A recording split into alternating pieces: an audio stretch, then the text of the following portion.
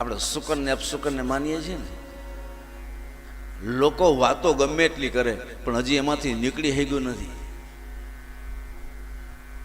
દુનિયાના ધનાઢ્ય લોકો છે ને એને મીંદલું આડું ઉતરે ને તો એ પાછા વળી જાય છે. લે,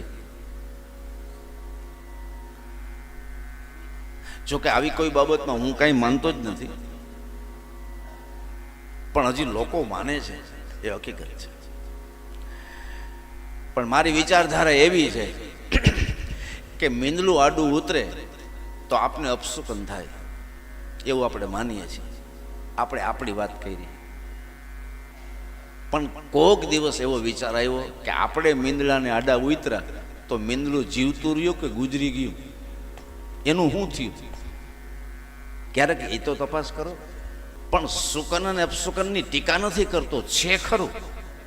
માણસનું કલ્યાણ થવાનું હોય ને તો એને સુકનો સામેથી આવે, પણ સુકન એની મેળાએ થાય તો. સુકનને ઊભા કરવાના ના હોય. ઘણા લોકો સુકન ઊભા કરે, બહાર જાય ને એટલે એમ કે ઓલી ગાયને લાકડી મારીને આમણી મોકલતો, એવા સુકન ઊભા કરવાના ના હોય. અનાયાસ સુકન અને અપસુકનની વાતો શાસ્ત્રોમાં લખી છે.